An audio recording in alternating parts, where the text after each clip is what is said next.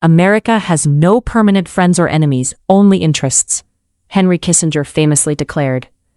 As the tectonic plates of global power shift, we must ask ourselves, what happens when those interests intersect with one of the most fragile, yet strategically vital regions on Earth?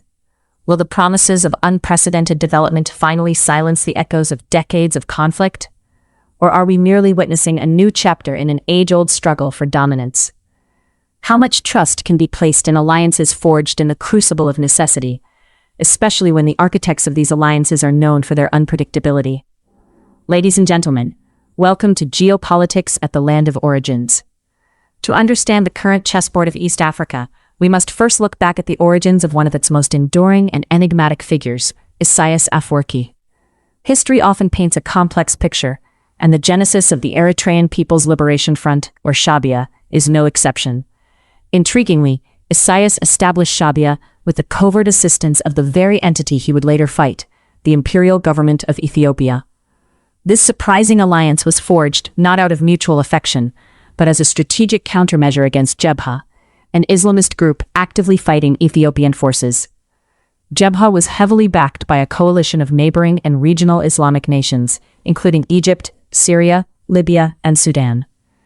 The imperial government saw in Isaias a pragmatic tool to fracture the resistance, a decision that would drastically alter the trajectory of the entire Horn of Africa. This pragmatism, however, is coupled with a notorious volatility. An anecdote shared by an American diplomat perfectly encapsulates this defining characteristic. The diplomat recounted a conversation with Meles Zenawi, the late former Prime Minister of Ethiopia, who offered a blunt assessment of his on-again, off-again ally and adversary. Isaias is a smart person, Meles noted, but he wakes up a different person every day. This unpredictable nature has been the wild card in East African geopolitics for over half a century, making long-term agreements notoriously difficult to secure and even harder to maintain. Of erratic leadership, recent developments suggest a monumental shift is underway.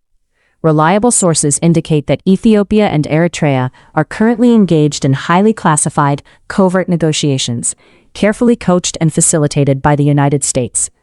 The stakes of this potential agreement are staggering.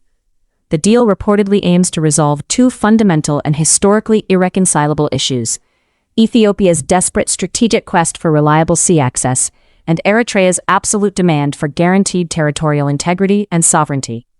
But the ambitions go far beyond mere border demarcations. In reality, these negotiations are the groundwork for a massive, transformative economic project, the comprehensive development of the Assab Corridor. This is not a minor infrastructure upgrade. It requires an investment of tens of billions of dollars. The proposed master plan includes state-of-the-art port developments and a vast network of railway routes connecting the port to key strategic hubs, including Mekelle, Asmara, and Addis Ababa. Crucially, this grand bargain is taking place in parallel with another vital negotiation: the ongoing delicate Ethio-Egyptian talks regarding the equitable sharing of the Nile waters, a discussion intrinsically linked to Ethiopia's pressing demand for secure maritime routes. Remarkably, sources suggest that so far, both sets of these high-stakes negotiations are progressing positively. If these deals are successfully concluded, the implications are profound. It would herald a period of unprecedented blessing and stability for a region that has long been defined by its fragility, its endemic conflicts, its immense strategic importance, and its untapped wealth. The potential for economic integration and mutual prosperity is enormous. However, we must return to the Kissinger doctrine. America acts on its interests, and a primary interest in the 21st century is countering the expanding influence of rival superpowers.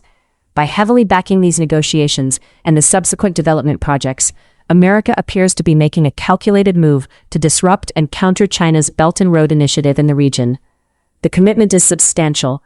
Sources indicate the U.S. is preparing to invest heavily across the board, from the proposed new Bishoftu airport to the burgeoning lithium industry in Ethiopia, the lucrative Eritrean gold mines, and the massive railway infrastructure.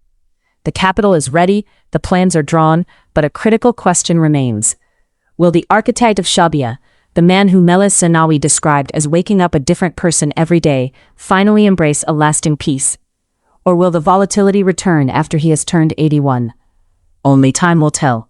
Thank you for joining me on this deep dive into the shifting sands of the Horn of Africa. If you found this analysis insightful, Please make sure to subscribe to the channel, hit that like button, and leave your thoughts in the comments below. What do you think the future holds for the Assab corridor?